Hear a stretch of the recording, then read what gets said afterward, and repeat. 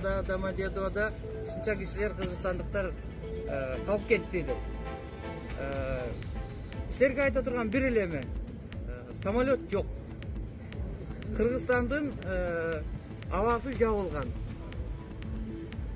Bir jumada bir самолет Бишкекке, bir самолет Ошко кете турган гана, Новосибирскиден bir самолет Ошко кете турган гана чечим кабыл алынган. Ошол боюнча калды. Ошол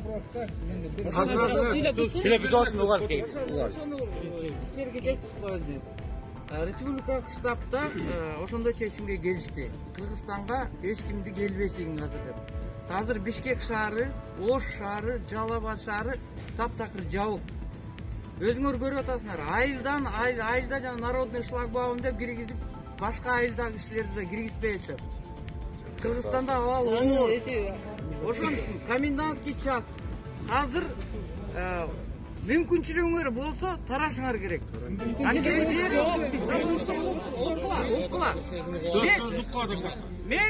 Мен ошо өкмөттүн посольствонун элчиликтин решениясын силерге айтканы келдим. Туурабы? Кабыл аласыңарбы? Кабыл албайсыңарбы? Чечим ушундай. Самолет жок, берилбейт. 29 мартта bir самолет учат.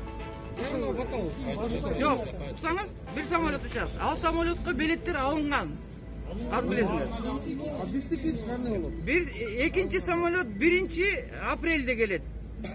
Ал Домодедовадан учат авиатрафиктики. Шереметьевадан следующий рейс 5 апрелде болот. 5 апрелде. Ошон үчүн силерге мен айтам. Мен ултурсаңар, мен айтарым. Баасы жок. Мүмкүнчүлүк болсо, туура түшүнгүлө. Бул баягы Кыргызстанда болуп аткан нерсе эмес. Дүйнө жүзүндө болуп атат. Туурабы? Ооба, эң туура. Ошону туура түшүнүш керек. Өзүңөрдү сактап, азыр мүмкүнчүлүгүңөр болсо, үйүңөргө берди үйүңөр болсо, жата турган жериңер болсо, жора жолдошторуңар болсо, акырындан жылгыла. Самолет болбойт. Аксага сөз берет. Неме, тууган, аксага сөз берет. Очмен келе, окула давай. Biz işten raşat alganбыз. Kvartiralardı izdавать etkенбиз. Биздин тааныш билишибиз кээ-бирибизде бар, кээ-бирибизде жок. Болгон вакытта саналуу ал. Болгон мезгилдерде саналуу. Себеби биздин ушу айлыгыбызды берди. Айлыкты бергенден кийин билетти алдык. Ага чейин эч ким президент берген жери жок. Анан биз таркаганда каяка таркайбыз? Siz siz мындай кылып атасыздар азырчы. Мен силерге ачуу чындыкты айтып атам, балдар. Маки, урматтуу кыргыз эл, үйдө отуругула, үйдө карантин. Официально карантин, үйдө отур. Бизи да Чыкпагыла аэропортко. Сиздер келесиздер жөнөкөй эле сүйлөп кетип атасыздар. Мисалга сиз жөнөкөй айтып атасыз. Мүмкүнчүлүгүңүздөр болсо, бул жер Кыргызстан эмес, мүмкүнчүлүгүң болсо мокошунаныкына кирип турам, же мунукуна кирип турам дегендей.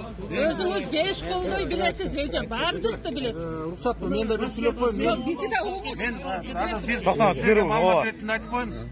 Мен Ички иштер министринин өкүлү болом, милициянын полковниги, атым Аскат, фамилиям Алиев. Урматтуу мекендештер, азыр көрүп атасыздар дүйнөдөгү акыбалдын баарын.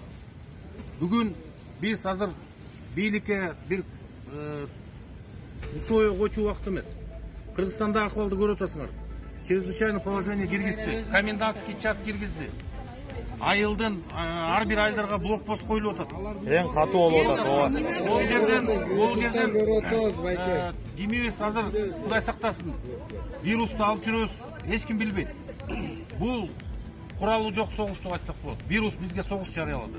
Мындай убакта азыр биз бири-бирибизге условия коюп, мындай кылыш керек, тигиндей кылыш керек деген болбойт. Эми кылбасак, жаман акыбалда болсок коебузбу? Бүгүн угуп койгула. Бүгүн азыр бул жерде турганда маселе чечилбейт. Силер надежда кылбагыла, азыр Бишкектен самолет келет, биз ушинтип турсак учуп кетебиз деген. Андай мындай Андай маселе жок. Сөздүн кыскасы, монча эл Орусуз эле маякта кырылыш керек экен да ачыкадан. Кырылбайт, мына өкүлчүлүктөр турат. Москвадагы диаспоранын өкүлдөрү турат. Жата турганыңарды, тамагыңарды ойлондук. Бир тиын акчасы жок. Таптак эчтеңе. Акчабызды эле калбадыбызбы байке?